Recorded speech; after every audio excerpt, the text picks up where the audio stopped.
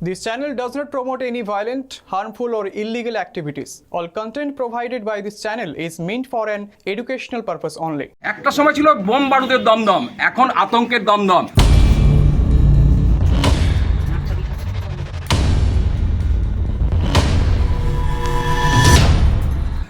মানুষ নিরাপত্তাহীনতায় ভুগছে। যত দিন যাচ্ছে রাতে তারা কোনো জায়গায় যাবে আত্মীয় পরিজনের বাড়িতে যাবে সেটাও কিন্তু তারা পারছে না। কেননা কয়েকদিন আগেই দমদমে নলতায় কিন্তু ভয়াবহ ডাকাতির ঘটনা ঘটেছে, তার কিন্তু কিনারা এখন পর্যন্ত হয়নি। তারপরে দক্ষিণ দমদম পৌরসভা 2 নম্বর ওয়ার্ডে কিন্তু ভয়াবহ চুরি। বেশ কয়েকটি বাড়িতে কিন্তু এই যে একটা চোরের দল হানা দিয়েছিল এবং একটি বাড়িতে সর্বশান্ত হয়ে গেছে। নলতা স্কুলপাড়া রোডের ডাকাতির ঘটনা কিনারা হয়নি, তার মধ্যেই দক্ষিণ দমদম পুরসভা 2 নম্বর ওয়ার্ড বিবেকানন্দ লিঙ্ক রোডে ঘটে গেল দুঃসাহসিক চুরির ঘটনা। বেশ কয়েকটি বাড়িতে বাইরে থেকে বেশ কয়েকটি বাড়ির লক লাগিয়ে দিয়ে চুরির ঘটনা ঘটেছে। স্থানীয়রা নিরাপত্তার অভাব বোধ করছেন। কিভাবে পরপর বাড়িতে চুরির চেষ্টা, মহিলারা নিরাপত্তাহীনতায় ভুগছে।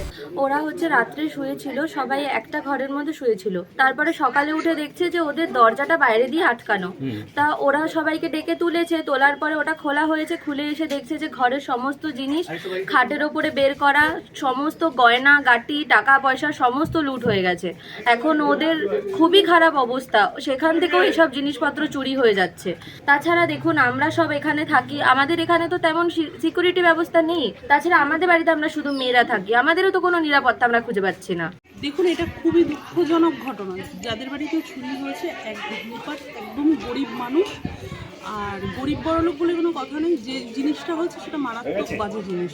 এবং এই রিসেন্ট দেখছি এই 2-3-4 মাস যাবৎ প্রচণ্ড চোরের উৎপাত হয়েছে। শুনুন, আমি এখানে দীর্ঘ 42-43 বছর আছি, এরকম ঘটনা কোনোদিন ঘটেনি। কালকে রাতে যে ঘটনাটা ঘটেছে এইটা খুবই বেদনাদায়ক, দুঃখজনক। সব থেকে বড় কথা হচ্ছে আমাদের নিরাপত্তার অভাব বোধ করছি আমরা। একসাথে একটা গ্যাং যদি ঢুকে এই চুরি করে থাকে, একটা মানুষকেও তো খুন করে ফেলতে পারতো। একটা বাড়ি থেকে সর্বস্ব নিয়ে গেছে, আরেকটা বাড়িতে ঘরে ঢুকে অ্যাটেম্প নিয়েছিল। ইলেকট্রনিক্স মালপত্র কিছু নেয়নি। বাড়ির লোকেরা চিৎকার করার পরে তারা পালিয়েছে ছিল। তারপর চোর এসে প্রত্যেকটা ঘর, যে ঘরগুলো ফাঁকা ছিল সেগুলোকে খুলেছে, আলমারি তছনছ করেছে, কিন্তু তারা দুর্ভাগ্যবশত কিছু পায়নি। সেজন্য তারপরে চোর রাত্রেবেলা চলে গেছে। আতঙ্কে আছেন মধ্যবিত্ত পরিবার, তাদের যে সর্বস্ব দিন আনে দিন খায় যে মানুষ, তারা অল্প অল্প করে সঞ্চয় করে তাদের যে জিনিসপত্র সঞ্চিত করেছিলেন সেগুলো কিন্তু আজকে সর্বশান্ত। কবে প্রশাসন এই উদ্যোগ নেবে সেই দিকে তাকিয়ে আছে কিন্তু এই দমদমের মানুষ। দমদম থেকে মানুষ চৌধুরী, খবর বাংলা।